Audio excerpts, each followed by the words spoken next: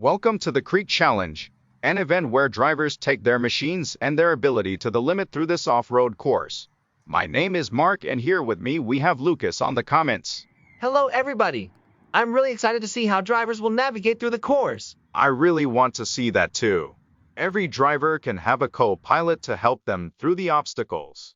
And here we have our first pair, Bruce M. and Jim C. They will be driving a small, yet solid Suzuki Jimny LJ10.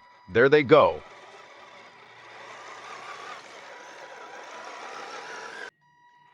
On the first obstacle, drivers must drive their cars on top of this rock and then come back to the trail. We can see that the Jimny is doing well on this one. I think they are doing really well on this first obstacle.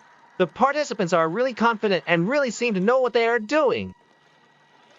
Getting out of this rock can be really difficult, though. If they don't get the exit angle right, the car can easily roll over. Gosh, that was close. They were so close to rolling over.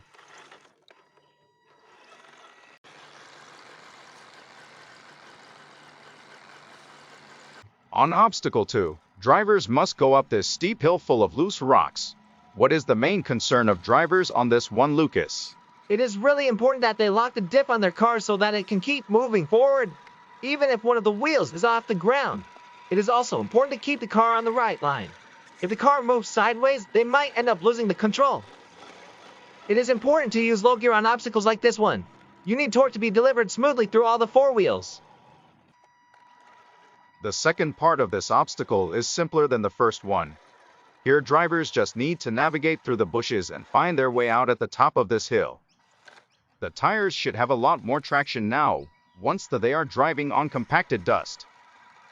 Bruce and Jim have done really good so far, but there are still many more obstacles ahead. Wow, they also did really well on this one. They are now facing the Big Dip, one of the most technical obstacles of the course. There is a lot going on here, Mark. First, they must find the right line to climb on this huge rock. Then they have to cross this narrow bridge to access the other side of the track. The transition from rock to timber and the constant concern of not letting the car roll over are the main issues of this part of the track. It seems like they are having trouble getting their Jimny on top of that second rock. Maybe they are not getting the approach angle right. Okay, they have just made it to the second rock.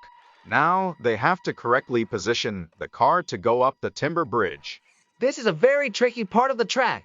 If one of the wheels is off this very narrow pieces of timber, it could be the end of the challenge for this duo.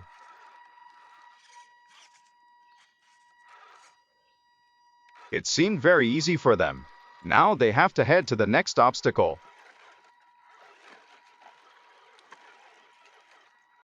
What they will be facing now is for sure the most difficult obstacle of this course, Mount Fear.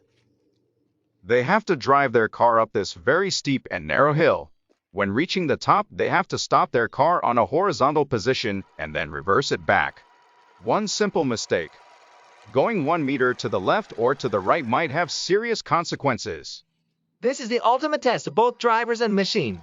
It demands a lot of concentration, traction, and momentum to reach the top of Mount Fear. I really want to see how this duo will perform now. As we can see now, they are a bit too much to the left. Let's see if they will still be able to stop their car horizontally at the top. Yes, they did it. Now they just have to reverse back and head to the next obstacle of the track.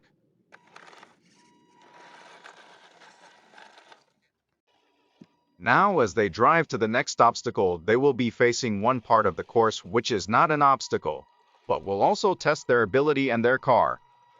This uneven surface can cause serious trouble to some drivers and cars. What you need here is a lot of ground clearance, a strong motor, and the ability to choose the right line and avoid getting the car stuck in one of these massive holes. We can see that Bruce and Jim are driving a lifted Jimny with a lot more ground clearance than the car with stock specifications. Ground clearance is paramount here, but a high center of gravity can also mean more tendency to rolling over. Now it is time for obstacle number 4, the stairs. We have seen other obstacles which were more technical before, but don't take anything for granted on this course. What they have to do now is drive up to the top of this rock formation, driving on rock and dirt. Once they get to the top, they have to make a U-turn and go back to the main track. You really must know how to use throttle and brake here. You have to be gentle and precise.